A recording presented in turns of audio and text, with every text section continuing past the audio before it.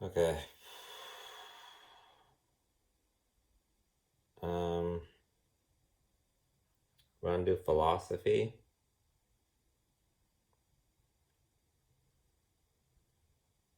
All right. So the philosophy of is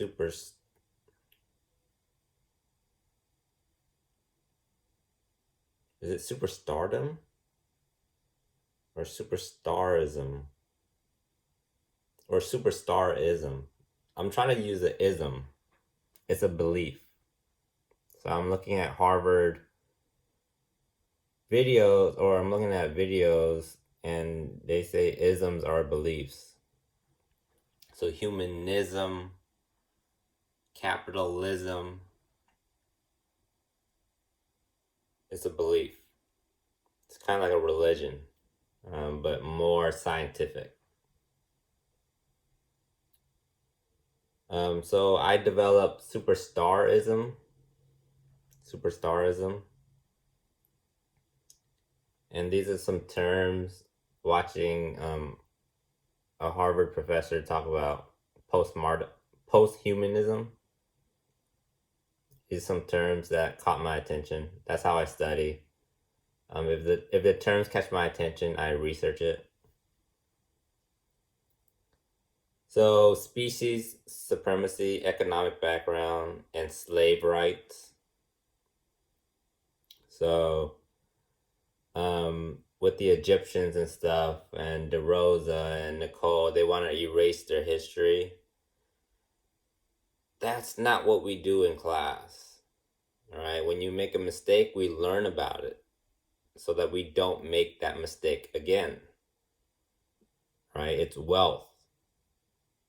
Right? Don't make a mistake and go, oh, I wish it never happened. Don't do that. Make a mistake and go, hey guys and girls, let's learn about it. Let's study it so that we don't make that mistake again. That's how you want to approach it. So with DeRosa and stuff, you should be excited. You'd be like, yes, this is something we can study in class forever. Like, they'll be studying this forever. The Egyptians, the Nicoles, the Huangs, the DeRosas, right? You should be excited. It's like, yes, we get to study this forever, right? To not do this again, right? Um, so I want to go over each term. So basically, my idea of superstarism is, um, if you're a bad person, can you get out of that? Like, can you get out of illiteracy and become a greater person, an exceptional person? That's kind of like what post-humanism is. It's um Nietzsche's Uberman, the Superman. That's why I came up with super, as in the Superman, the Uberman, but it's superstarism, becoming a star. So the star is like from physics, intelligence. All right. So I'm using everything in history here. So the super came from Nietzsche, the Uberman, the Superman. But instead of man, I use a star. Superstarism, physics, nature. A star of nature. Basically, that's what it means. Um, Superstarism is a star of nature. All right. So, superstarism is a star of nature. Star, as in the stars and actual stars, physics. You're a star of nature. Nature loves you. So that's basically what it means. Nature loves you. So again, with love, with Jesus and love, and physics and intelligence, and then and then and then combined superstar is like expressing it. Like a star generates energy and flares out solar flares. So you generate your talents and you just let it out into the world, so the whole world can shine from your talents. So that's what superstarism represents to me.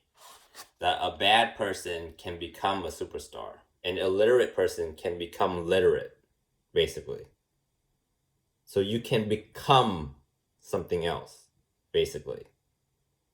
It's kind of like evolution. You can become something else. You're not stuck as I'm Tao or I'm Tang or I'm Tien and I'm Huang. You can become something else. All right. Species supremacy. It's not a species thing. We respect the tree the same as we respect the human. We respect an animal the same as we respect the human. This is my understanding of it. So there's no species supremacy. Like humans are not greater than animals, not greater than trees, not greater than nature, not greater than time, not greater than gravity. We're all equal. So when she said species supremacy, I felt it's more of within your species. Within. Is there a supremacy within your species? So, like a lion, and is there supremacy with lions and tigers as opposed to a house cat? Is there a supremacy?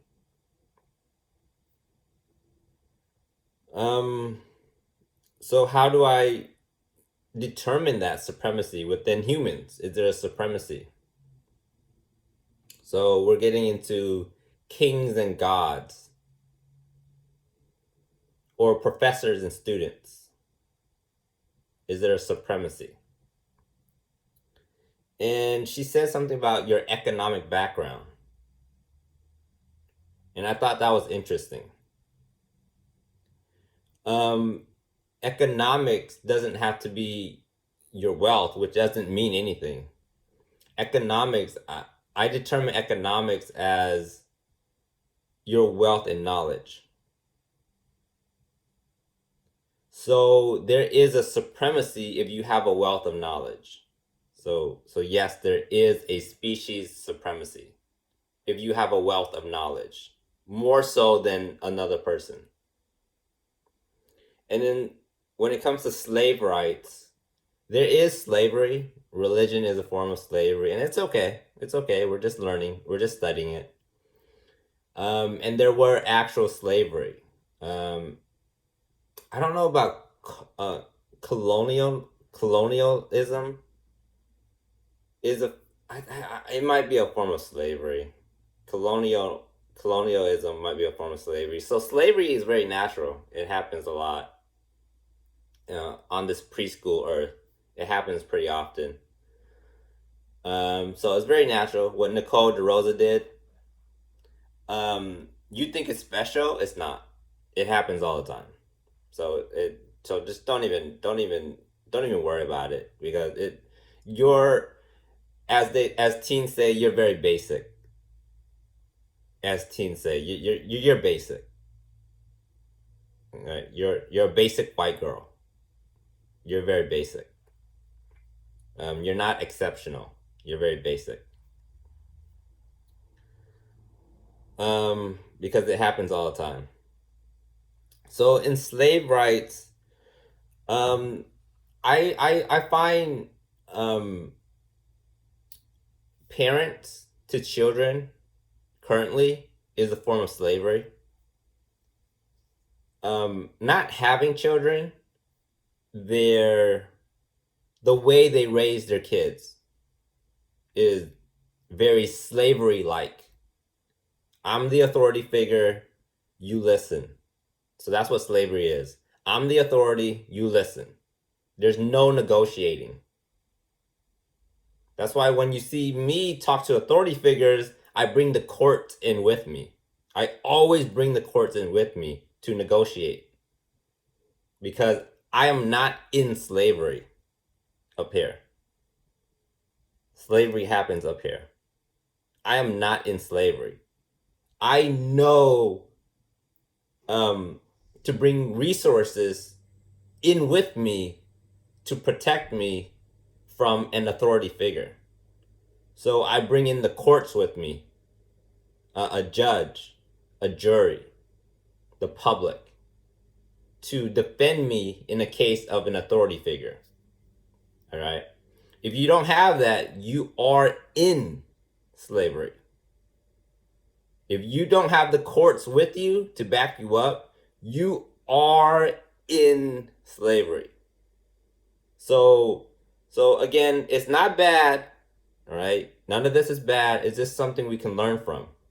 So children who listen to their parents without the courts backing them up, you are in slavery. You are in slavery. Same with employees to bosses. Same with students to professors. If you don't have the courts behind you, you are in slavery. All right, so that's a good. The professors brought up a good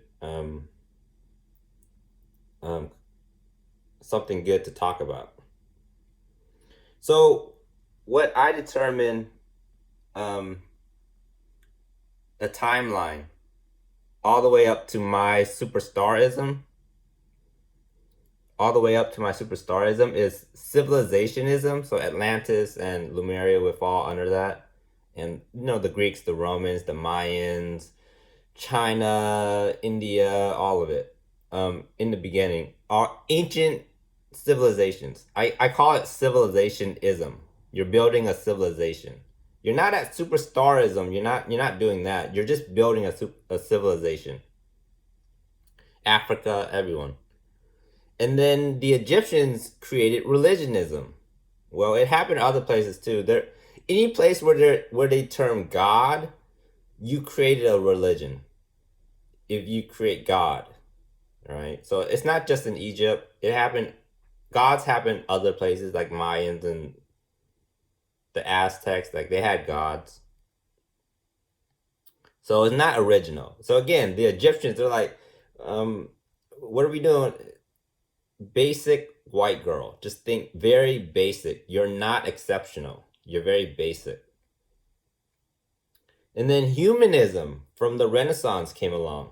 That was really original. That was exceptional, right? So they went away from God. Again, these are the stuff we can learn from. So they went away from God and focused on the human, the potential of the human. That's pretty exceptional. And then post-humanism with philosophy, with Nietzsche and a lot of philosophers, they went away from the current human, the current, whatever their current is, whatever the current era human is, they're looking for a uber human, a superhuman. So basically they're looking for more educated humans. More educated humans. That's what a superhuman represents. A more educated human. And then I created superstarism. Meaning,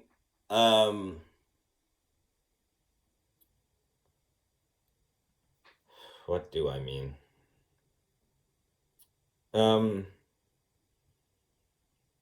You are 100% done with education, and now you're just flaring out your talents to the world to see, to be in awe of, to marvel at. Not that you're done learning, you're done understanding and comprehending that education is important. You're done. You know education is number one priority. And now all you do is flare out like a sun flares out, solar flares. all you do is flare out your talents and what you've learned. Okay? So that's what superstarism is education is important. You don't question it. You don't go, oh well, but you don't do any of that. You know for a fact education, the Superman, the Uberman, the educated man or woman, the educated person. That's what the Uberman, the Superman is saying. The educated people are the best people. And what superstarism is saying is that is a fact, a scientific fact. It is not a philosopher fact or a philosopher hypothesis. In philosophy, it's still a hypothesis. What a superstarism person is saying is that is a scientific, not a philosophy. It is a scientific fact. Because we have scientific evidence that educated people make educated choices. And uneducated people always make uneducated choices. We have evidence of this. So it's a scientific fact that education is important. It's scientific fact.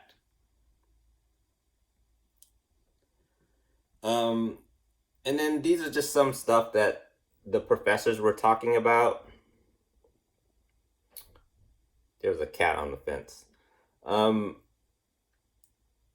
How humanism has this sky is falling, which isn't bad. It's just we're trying to define it. We're trying to look at paintings of the Renaissance and stuff, and we're trying to define what were they thinking. And it was always religious figures talking about the end of something. So they have this sky is falling thought process, which isn't bad. It's just we're trying to define it. And I try to define religion. Religion has it has no respect for human life. Religion has no respect for human life. Right? Whatever their spirit is or God is, they put that their Gucci belt is materialism. So religion is materialism.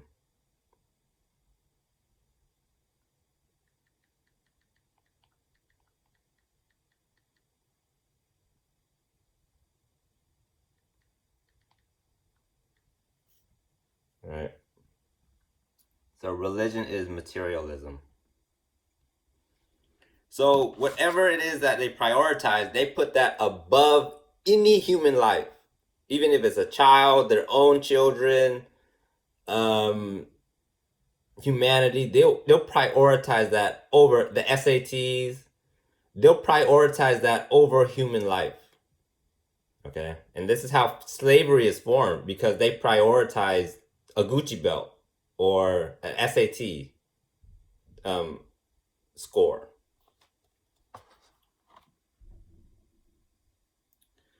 Now, capitalism, this is what I thought of original thinking. I think the professor was talking about capitalism, and then this is what I thought. Capitalism under superstarism, what that looks like. Sponsorship. So capitalism is what most Western countries have. Aside from communism and socialism in some Asia countries, capitalism and how can superstarism fit into capitalism, and how does it affect capitalism? I think it affects capitalism significantly. Because now you start to sponsor people. You focus on stars. You want people to become stars and flare out their talents. So now you start to sponsor individuals, and that's a radical change in capitalism. Um, I think that's it.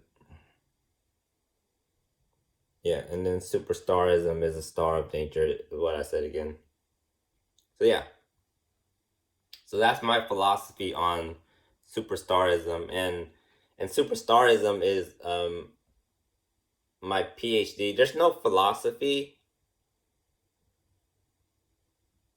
class at Pacific. I took philosophy at Academy of Arts.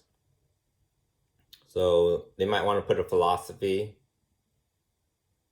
class, course, program at Pacific.